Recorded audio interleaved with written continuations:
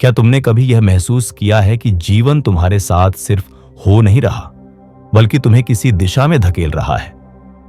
जैसे कुछ घटनाएं बार बार तुम्हें एक ही प्रश्न की ओर ले जाती हो। कभी रिश्तों के जरिए, कभी असफलताओं के जरिए, कभी अकेलेपन के जरिए। बाहर से देखने पर यह सब बिखरा हुआ लगता है, लेकिन भीतर कहीं एक धागा है जो इन सबको जोड़ता है। वही धागा आत्मा की स्मृति है। और जब यह स्मृति हल्की सी भी जागती है, तब मनुष्य सवाल करने लगता है, मैं कौन हूं, मैं यहां क्यों हूं, और क्या यही सब कुछ है? अधिकांश लोग जीवन को एक सीधी रेखा की तरह देखते हैं, जन्म, पढ़ाई, काम, परिवार और फिर अंत। लेकिन यह दृष्टि केवल शरीर तक सीमित है। यह उस चेतना को नहीं देख पाती जो शरीर को चलाती है। आत्मा शरीर में पैदा नहीं होती, बल्कि शरीर आत्मा में प्रकट होता है। यह समझ कोई विश्वास नहीं है, बल्कि अनुभव से आने वाली सच्चाई है। जब मनुष्य गहराई में जाता है, तब उसे एहसास होता है कि उसके भीतर कोई ऐसा साक्षी है जो बचपन से वही है, जो आज भी वही है। शरीर बदला, विचार बदले, पहचान बदली, लेकिन जो देख रहा है वह नहीं बदला। प्राचीन ज्ञान कहता है कि यही साक्षी आत्मा है, और यह आत्मा इस संसार में बिना कारण प्रवेश नहीं करती। वह किसी भूल का परिणाम नहीं होती। जन्म से पहले आत्मा एक ऐसे स्तर पर होती है जहां कोई डर नहीं होता, कोई कमी नहीं होती। वहां केवल जागरूकता होती है। लेकिन चेतना का स्वभाव स्थिर रहना नहीं है। वह स्वयं को जानना चाहती है, अनुभव करना चाहती है। शांति में चेतना सो जाती है और अनुभव में वह जागती है। यही कारण है कि आत्मा जीवन चुनती है। यह चुनाव किसी मजबूरी में नहीं होता। आत्मा जानती है कि जीवन में पीड़ा होगी, भ्रम होगा, भूल होगी, फिर भी वह चुनती है, क्योंकि आत्मा यह भी जानती है कि बिना भूल के जागरण संभव नहीं। जैसे अंधेरे के बिना प्रकाश की पहचान नहीं होती, वैसे ही संघर्ष के बिना चेतना की गहराई नहीं खुलती। इसीलिए आत्मा आराम नहीं चुनती, वह चुनौती चुनती है। जन्म से पहले आत्मा अपने अनुभवों की समीक्षा करती है। यह कोई हिसाब किताब नहीं होता, बल्कि एक गहरी आत्म समझ होती है। आत्मा देखती है कि उसने कहां प्रेम को पूरी तरह जिया और कहां भय के कारण पीछे हट गई। जहां पीछे हटना होता है, वहीं अगला अनुभव जन्म लेता है। आत्मा खुद से कहती है, यह समझ अभी अधूरी है, इसे और गहराई चाहिए, और उसी गहराई के लिए वह नया जीवन चुनती है। यहां एक बात बहुत महत्वपूर्ण है। आत्मा सुख के लिए जीवन नहीं चुनती। सुख अस्थायी है। आत्मा विस्तार के लिए जीवन चुनती है, और विस्तार अक्सर असुविधा के जरिए आता है। इसीलिए कई आत्माएं ऐसे जीवन चुनती हैं जो बाहर से कठिन लगते हैं। सीमाएं, संघर्ष, अभाव, ये सब आत्मा के उपकरण होते हैं, सजा नहीं। इसी प्रक्रिया में आत्मा अपने माता पिता का चयन करती है। यह चयन भावनात्मक नहीं, ऊर्जात्मक होता है। माता पिता केवल शरीर देने वाले माध्यम होते हैं। उनके स्वभाव, उनके डर, उनकी कमियां, सब कुछ आत्मा के अनुभव का हिस्सा होता है। कोई मां अधिक नियंत्रक होती है ताकि आत्मा स्वतंत्रता सीख सके। कोई पिता अनुपस्थित होता है ताकि आत्मा आत्मनिर्भर बन सके। बाहर से यह अन्याय लगता है, भीतर से यह पाठ होता है। लेकिन जैसे ही आत्मा शरीर में प्रवेश करती है, चेतना पर एक गहरा पर्दा डाल दिया जाता है। इसे भूल का पर्दा कहा जाता है। यही भूल इस जीवन को वास्तविक बनाती है। अगर सब कुछ याद होता तो जीवन एक नाटक बन जाता। भूल के साथ ही स्वतंत्र इच्छा आती है, और यही स्वतंत्र इच्छा आत्मा की असली परीक्षा है। क्या तुम परिस्थितियों में भी अपनी चेतना को याद रख पाते हो? भूल के कारण मनुष्य खुद को शरीर मान लेता है। वह नाम, भूमिका और पहचान में फंस जाता है। भीतर एक खालीपन महसूस होता है, लेकिन वह उसे शब्द नहीं दे पाता। वह उस खालीपन को बाहर भरने की कोशिश करता है, पैसे से, रिश्तों से, पहचान से। लेकिन आत्मा को कोई वस्तु संतुष्ट नहीं कर सकती। आत्मा केवल स्मरण से शांत होती है। इसलिए जीवन के किसी मोड़ पर अचानक प्रश्न उठता है, क्या यही मैं हूं? क्या यही मेरा उद्देश्य है? यही प्रश्न जागरण की पहली चिंगारी है। यह कोई दुर्घटना नहीं होती, यह आत्मा की याद दिलाने वाली दस्तक होती है। और जब यह दस्तक आती है, तब जीवन वैसा नहीं रह पाता जैसा पहले था। इस पहले भाग का सार यही है, तुम यहां बिना कारण नहीं हो। तुम्हारा जीवन कोई गलती नहीं है। तुम एक ऐसी चेतना हो जिसने इस अनुभव को स्वयं चुना है। अभी यह केवल विचार लग सकता है, लेकिन यही विचार धीरे धीरे अनुभव बनेगा, क्योंकि स्मरण एक प्रक्रिया है और यह प्रक्रिया अब शुरू हो चुकी है। जब आत्मा इस संसार में प्रवेश करती है तो वह खाली हाथ नहीं आती। वह अपने साथ लाती है अपनी पिछली यात्राओं की छापें, अपनी अधूरी समझ, अपने अनसुलझे अनुभव। इन्हीं छापों को कर्म कहा जाता है, लेकिन कर्म को अक्सर गलत समझा गया है। अधिकतर लोग कर्म को सजा या इनाम की तरह देखते हैं, जबकि वास्तविकता इससे कहीं अधिक सूक्ष्म है। कर्म कोई दंड प्रणाली नहीं है, बल्कि चेतना की स्मृति है। हर विचार, हर भावना, हर निर्णय चेतना में एक तरंग छोड़ता है। यह तरंग समय और शरीर से परे होती है। शरीर बदल सकता है, लेकिन तरंग बनी रहती है। आत्मा जब नया जीवन चुनती है तो वह इन तरंगों को ध्यान में रखती है। कुछ अनुभव ऐसे होते हैं जिन्हें समझा जा चुका होता है, और कुछ ऐसे होते हैं जो अधूरे रह जाते हैं। अधूरे अनुभव ही अगली यात्रा का आधार बनते हैं। उदाहरण के लिए, अगर किसी जीवन में आत्मा ने शक्ति पाई लेकिन करुणा नहीं सीखी, तो अगला जीवन उसे ऐसी परिस्थिति में डाल सकता है जहां वह असहाय हो। यह सज्जा नहीं है, यह संतुलन है। चेतना हमेशा संतुलन की ओर बढ़ती है। इसी संतुलन की प्रक्रिया में आत्मिक अनुबंध बनते हैं। जन्म से पहले आत्मा अकेली योजना नहीं बनाती, वह अन्य आत्माओं के साथ समझौते करती है। ये समझौते प्रेम पर आधारित होते हैं, भले ही जीवन में वे टकराव के रूप में क्यों ना दिखे। कोई आत्मा यह भूमिका लेती है कि वह तुम्हें चुनौती देगी ताकि तुम अपनी सीमाएं पहचान सको। कोई आत्मा यह चुनती है कि वह तुम्हें सहारा देगी ताकि तुम भरोसा सीख सको। कोई प्रेमी बनकर आता है, कोई शत्रु बनकर, लेकिन भूमिका चाहे जो भी हो, उद्देश्य एक ही होता है, विकास। इसलिए जीवन में कुछ रिश्ते असामान्य रूप से गहरे लगते हैं। किसी से पहली मुलाकात में ही अपनापन महसूस होता है, जैसे बरसों से जानते हो, और किसी से बिना कारण टकराव होता है, जैसे कोई पुराना अधूरा संवाद फिर से सामने आ गया हो। ये संयोग नहीं होते, ये आत्मिक स्मृतियों के संकेत होते हैं। आत्मा समूहों में यात्रा करती है। एक ही समूह की आत्माएं अलग अलग जन्मों में अलग अलग भूमिकाएं निभाती हैं, लेकिन सीख साझा होती है। कभी जो मां थी वह किसी और जीवन में बेटी बन सकती है। कभी जो मित्र था वह प्रतिद्वंद्वी बन सकता है। भूमिका बदलती है, लेकिन आत्मिक रिश्ता बना रहता है। यही कारण है कि कुछ संबंध बहुत जल्दी गहरे हो जाते हैं और कुछ बहुत दर्दनाक सबक देकर चले जाते हैं। दर्द भी व्यर्थ नहीं होता। कई बार सबसे कठोर संबंध आत्मा को सबसे तेजी से जगाते हैं। अब प्रश्न उठता है, अगर सब कुछ पहले से तय है तो हमारी स्वतंत्र इच्छा कहां है? यही वह बिंदु है जहां बहुत लोग भ्रमित हो जाते हैं। आत्मा योजना बनाती है, लेकिन उसे निभाने का तरीका मनुष्य पर छोड़ देती है।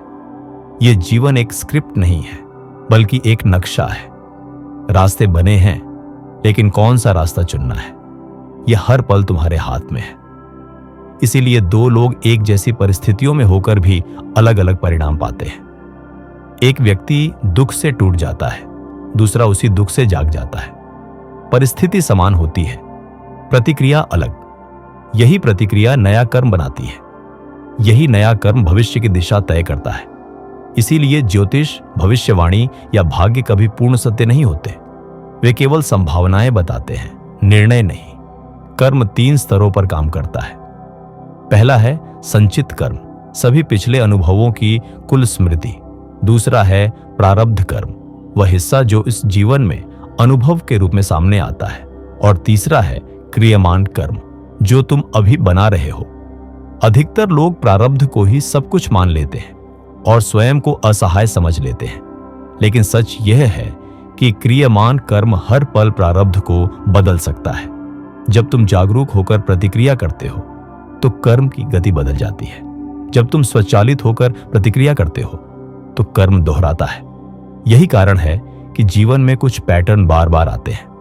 वही रिश्ते, वही समस्याएं, वही भावनात्मक चोटें। जब तक चेतना नहीं बदलती, अनुभव बदलता नहीं। कर्म तब तक लौटता है जब तक उसका संदेश समझ न लिया जाए। इसी प्रक्रिया में आध्यात्मिक मार्गदर्शकों की भूमिका आती है। हर आत्मा के साथ कुछ मार्गदर्शक जुड़े होते हैं। ये कोई बाहरी देवता नहीं, बल्कि उच्च चेतना के रूप होते हैं। वे आदेश नहीं देते, बल्कि संकेत देते हैं। वे सीधे बोलते नहीं, बल्कि अंतर्ज्ञान के माध्यम से मार्ग दिखाते हैं। अचानक मिलने वाली समझ, किसी वाक्य का दिल को छू जाना, किसी सपने का बार बार आना, ये सब मार्गदर्शन के रूप हैं। लेकिन मार्गदर्शक हस्तक्षेप नहीं करते, क्योंकि हस्तक्षेप स्वतंत्र इच्छा को नष्ट कर देता है। वे केवल तब मदद करते हैं जब आत्मा स्वयं सीखने के लिए तैयार होती है। इसलिए कई बार प्रार्थना के बावजूद चीजें वैसी नहीं होती जैसी हम चाहते हैं, क्योंकि आत्मा की जरूरत कुछ और सीखने की होती है।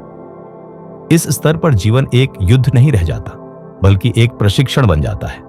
हर अनुभव एक अभ्यास है, हर व्यक्ति एक शिक्षक है, चाहे वह जानता हो या नहीं। जब यह दृष्टि भीतर बैठ जाती है, तब शिकायत धीरे धीरे जिज्ञासा में बदल जाती है। मेरे साथ ऐसा क्यों हुआ का स्थान यह मुझे क्या सिखाने आया है ले लेता है। यही बदलाव आत्मा के विकास का संकेत है, क्योंकि आत्मा पीड़ा से नहीं, अर्थहीन पीड़ा से डरती है। जब पीड़ा अर्थपूर्ण हो जाती है, तब वह बोझ नहीं रहती, वह सीढ़ी बन जाती है। इस दूसरे भाग का सार यही है, तुम अकेले नहीं चल रहे। तुम्हारे जीवन के हर संबंध, हर मोड़, हर संघर्ष एक गहरी आत्मिक योजना से जुड़ा है। कर्म कोई सजा नहीं, बल्कि स्मृति है, और स्वतंत्र इच्छा वह शक्ति है जिससे तुम इस स्मृति को रूपांतरित कर सकते हो। जब आत्मा इस संसार में उतरती है, तो सबसे पहला अनुभव होता है सीमित होना। असीम से सीमित में आना किसी झटके से कम नहीं होता। जिस चेतना ने कभी समय, दूरी और भय को नहीं जाना, वह अचानक एक छोटे से शरीर में बंध जाती है। यही वह क्षण होता है जब भूल का पर्दा पूरी तरह गिर जाता है। आत्मा अपनी पिछली यात्राएं भूल जाती है, अपनी योजना भूल जाती है, यहां तक कि अपनी दिव्यता भी भूल जाती है। यह भूल कोई दुर्घटना नहीं है, यह जीवन की सबसे आवश्यक शर्त है। अगर मनुष्य को जन्म लेते ही सब कुछ याद होता, तो जीवन केवल एक औपचारिकता बन जाता, अनुभव गहराई खो देता। भूल के कारण ही हर भावना सच्ची लगती है, हर निर्णय वास्तविक बनता है। यही भूल आत्मा को स्वतंत्र इच्छा का वास्तविक अर्थ समझने का अवसर देती है। अब आत्मा जानती नहीं, बल्कि खोजती है, और खोज ही चेतना को विकसित करती है। बचपन में मनुष्य अपने शरीर को ही स्वयं मान लेता है। उसे सिखाया जाता है कि उसका नाम ही उसकी पहचान है, उसका धर्म, उसकी जाति, उसका परिवार ही उसकी सच्चाई है। धीरे धीरे एक व्यक्तित्व बनता है।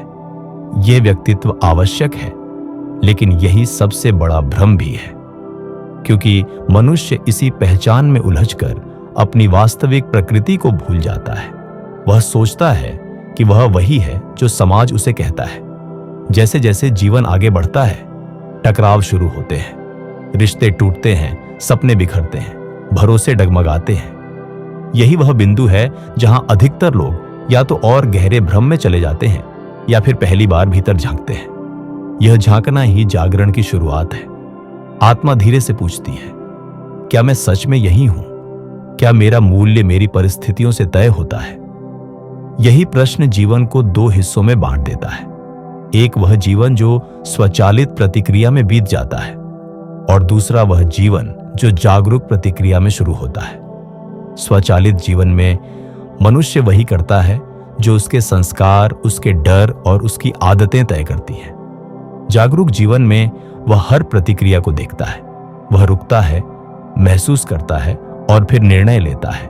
यही रुकना आत्मा की परीक्षा है, क्योंकि हर चुनौती के सामने दो रास्ते होते हैं। एक पुराना रास्ता जो बार बार चुना गया है, और एक नया रास्ता जो अनजाना है लेकिन विस्तार देता है। आत्मा पुराने रास्ते से परिचित है, लेकिन नए रास्ते से ही वह विकसित होती है। इसीलिए जीवन बार बार वही स्थिति लाता है जब तक तुम अलग तरह से प्रतिक्रिया न करो। भूल का पर्दा पूरी तरह कभी नहीं हटता, लेकिन उसमें दरारें आने लगती हैं। कभी किसी ध्यान में, कभी किसी पीड़ा के चरम पर, कभी किसी प्रेम के क्षण में अचानक एक झलक मिलती है, कुछ ऐसा जो शब्दों से परे होता है। उस क्षण मनुष्य अपने शरीर से अलग कुछ महसूस करता है, जैसे वह देख रहा हो लेकिन जुड़ा ना हो। यही साक्षी भाव है, यही आत्मा की झलक है। अधिकतर लोग इन झलकियों को नजरअंदाज कर देते हैं, वे उन्हें संयोग मान लेते हैं, लेकिन कुछ लोग ठहर जाते हैं। वे उस अनुभव को समझने की कोशिश करते हैं और यहीं से साधना शुरू होती है। साधना का अर्थ किसी विशेष क्रिया से नहीं, बल्कि जागरूक जीवन से है।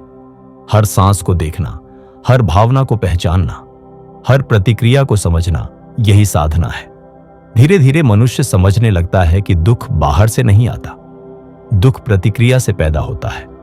घटना एक होती है, लेकिन पीड़ा उस पर चिपकी हुई व्याख्या होती है। जब यह समझ गहरी होती है, तब दुख का स्वरूप बदलने लगता है। वह शिक्षक बन जाता है। वह तोड़ता नहीं, बल्कि खोलता है। इसी चरण में जीवन में कई चीजें छूटने लगती हैं। पुराने रिश्ते, पुरानी पहचान, पुराने लक्ष्य। यह छोड़ना दर्दनाक हो सकता है, लेकिन यह आवश्यक है, क्योंकि आत्मा पुरानी परतों के साथ आगे नहीं बढ़ सकती। जैसे सांप पुरानी केंचुल छोड़ता है, वैसे ही चेतना को भी अपनी सीमाएं छोड़नी पड़ती है। यह समय बहुत अकेला भी हो सकता है, क्योंकि जब मनुष्य बदलता है तो उसके आसपास की दुनिया वैसी ही रहती है। यह अंतर ही पीड़ा देता है, लेकिन यही पीड़ा संकेत है कि तुम सही दिशा में जा रहे हो, क्योंकि जागरण कभी आरामदेह नहीं होता। वह आराम की नींद से बाहर लाता है। इस अवस्था में आध्यात्मिक मार्गदर्शक अधिक स्पष्ट रूप से महसूस होने लगते हैं। संकेत तेज हो जाते हैं, सही समय पर सही शब्द मिलते हैं। लेकिन यह सब तभी होता है जब मनुष्य सुनने को तैयार हो। शोर में संकेत नहीं सुने जाते, शांति में ही वे प्रकट होते हैं। तीसरे भाग का सार यही है, भूल ही वह माध्यम है जिससे आत्मा खुद को खोजती है। संकट वही द्वार है जिनसे चेतना भीतर जाती है। और जागरण कोई घटना नहीं, बल्कि एक सतत प्रक्रिया है। यह जीवन के बीच, संघर्षों के बीच, साधारण क्षणों में घटित होता है। मनुष्य मृत्यु को अंत मानता है, क्योंकि उसकी पहचान शरीर से जुड़ी होती है। शरीर के समाप्त होते ही उसे लगता है कि सब कुछ समाप्त हो गया। लेकिन आत्मा के लिए मृत्यु कोई अंत नहीं, बल्कि एक संक्रमण है। जैसे एक कक्ष से दूसरे कक्ष में प्रवेश। शरीर गिरता है, लेकिन चेतना बनी रहती है। मृत्यु के क्षण में जो सबसे पहले होता है, वह है शरीर से अलगाव का अनुभव। आत्मा धीरे धीरे उस बंधन से मुक्त होती है जिसे उसने वर्षों तक स्वयं माना था। यह क्षण भयावह नहीं होता, जैसा अक्सर सोचा जाता है। अधिकतर आत्माओं के लिए यह हल्केपन और शांति का अनुभव होता है, जैसे किसी भारी बोझ से मुक्त होना। मृत्यु के बाद आत्मा तुरंत किसी नए जन्म में प्रवेश नहीं करती।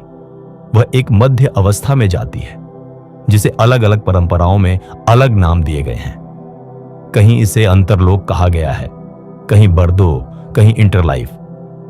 यह कोई भौतिक स्थान नहीं है, बल्कि चेतना की एक अवस्था है। यहां समय उसी रूप में नहीं बहता जैसा पृथ्वी पर बहता है। यहां आत्मा विश्राम करती है, स्थिर होती है और अपने पिछले जीवन को देखने के लिए तैयार होती है। इस अवस्था में आत्मा अपने जीवन की समीक्षा करती है, लेकिन यह समीक्षा किसी न्यायालय जैसी नहीं होती। कोई दंड देने वाला नहीं होता, कोई पुरस्कार देने वाला नहीं होता। आत्मा स्वयं ही अपने अनुभवों को देखती है। फर्क बस इतना होता है कि अब वह केवल अपनी दृष्टि से नहीं देखती, बल्कि उन सभी की दृष्टि से भी महसूस करती है जिन पर उसके कर्मों का प्रभाव पड़ा था। अगर उसने किसी को पीड़ा दी थी, तो वह उसी पीड़ा को महसूस करती है। अगर उसने प्रेम दिया था, तो उस प्रेम की तरंग को अनुभव करती है। यह अनुभव ही आत्मा का शिक्षक होता है। यही वह बिंदु है जहां कर्म पूरी तरह समझ में आता है। आत्मा को एहसास होता है कि कोई भी कर्म छोटा नहीं था। हर शब्द, हर इरादा, हर भावना ने किसी न किसी स्तर पर चेतना को प्रभावित किया। यह समझ आत्मा में गहरा संतुलन लाती है। यहां न पश्चाताप होता है, न अपराध बोध, केवल स्पष्टता होती है। आत्मा समझती है कि उसने कहां अपनी चेतना को फैलाया और कहां संकुचित किया। इसी अवस्था में आत्मा अपने आत्मा समूह से पुनः जुड़ती है। वे आत्माएं जिनके साथ उसने कई जीवन साझा किए होते हैं, फिर से पास आती है। यह मिलन भावनात्मक नहीं, बल्कि ऊर्जात्मक होता है। इसमें कोई शिकायत नहीं होती, कोई आरोप नहीं होता, केवल समझ और स्वीकार होता है। आत्माएं एक दूसरे को उनके निभाए गए कठिन किरदारों के लिए धन्यवाद देती है। जो जीवन में शत्रु थे, यहां शिक्षक की तरह दिखते हैं। जो जीवन में पीड़ा का कारण बने, वे यहां विकास के सहयात्री बन जाते हैं। इस पुनर्मिलन के बाद आत्मा यह तय करती है कि आगे क्या करना है। कुछ आत्माएं गहरे विश्राम का चयन करती हैं। वे चेतना के उच्च स्तरों में कुछ समय के लिए स्थिर रहती हैं। कुछ आत्माएं सेवा का मार्ग चुनती हैं। वे बिना जन्म लिए भी अन्य चेतनाओं की सहायता करती हैं। और कुछ आत्माएं फिर से पृथ्वी पर लौटने का निर्णय लेती हैं। यह निर्णय किसी मजबूरी से नहीं, बल्कि अधूरे अनुभवों की समझ से लिया जाता है। यहीं से अगली यात्रा की तैयारी शुरू होती है। आत्मा देखती है कि कौन से पाठ अभी बाकी है। क्या उसे करुणा और गहराई से सीखनी है? क्या उसे शक्ति के साथ विनम्रता सीखनी है? क्या उसे प्रेम को बिना आसक्ति के जीना है? इन्हीं प्रश्नों के उत्तर अगले जीवन की दिशा तय करते हैं। आत्मा फिर से माता पिता, परिस्थितियां, सीमाएं और संभावनाएं चुनती है, लेकिन हर बार योजना और अधिक सूक्ष्म होती जाती है, क्योंकि चेतना परिपक्व होती जाती है। यह जन्म और मृत्यु का चक्र तब तक चलता है जब तक आत्मा पूरी तरह यह नहीं पहचान लेती कि वह कभी बंधी ही नहीं थी। यही पहचान मुक्ति कहलाती है। मुक्ति का अर्थ कहीं चले जाना नहीं है। मुक्ति का अर्थ है भ्रम से मुक्त होना। यह जान लेना कि तुम शरीर नहीं, मन नहीं, पहचान नहीं हो। तुम वही चेतना हो जो हर अनुभव को देख रही है। जब यह पहचान स्थायी हो जाती है, तब आत्मा को जन्म लेने की आवश्यकता नहीं रहती। वह चाहे तो पूर्ण एकता में विलीन हो सकती है, या फिर करुणा से प्रेरित होकर मार्गदर्शक के रूप में लौट सकती है। ऐसे ही चेतन प्राणी इतिहास में बुद्ध, महावीर, सूफी संत और ऋषियों के रूप में प्रकट हुए हैं। वे इसलिए नहीं लौटे क्योंकि उन्हें कुछ सीखना था, बल्कि इसलिए लौटे क्योंकि उनके भीतर प्रेम इतना गहरा हो चुका था कि वह बांटना चाहता था। इस पूरे सफर का सार यही है: जीवन एक दंड नहीं है, मृत्यु अंत नहीं है, और आत्मा कभी अकेली नहीं होती। तुम जिस भी अवस्था में हो, वह एक बड़ी यात्रा का हिस्सा है। जब यह समझ भीतर उतरती है, तब डर धीरे धीरे पिघलने लगता है। मृत्यु का डर, असफलता का डर, अकेलेपन का डर, क्योंकि तब तुम्हें पता होता है कि तुम केवल एक भूमिका निभा रहे हो, और भूमिका बदल सकती है, लेकिन अभिनेता वही रहता है। अगर तुम यहां तक पहुंचे हो, तो यह भी संयोग नहीं है। यह इस बात का संकेत है कि तुम्हारी चेतना अब केवल सुन नहीं रही, बल्कि याद कर रही है, और स्मरण ही इस यात्रा का अंतिम द्वार है। अगर यह वीडियो आपको पसंद आया हो, तो लाइक करें, शेयर करें, और चैनल को सब्सक्राइब करना न भूलें। यहां हम आपके लिए लाते हैं प्राचीन ज्ञान और छुपे हुए सच, जो सोच और जीवन दोनों बदल देते हैं। मिलते हैं अगले वीडियो में एक नए रहस्य के साथ। धन्यवाद।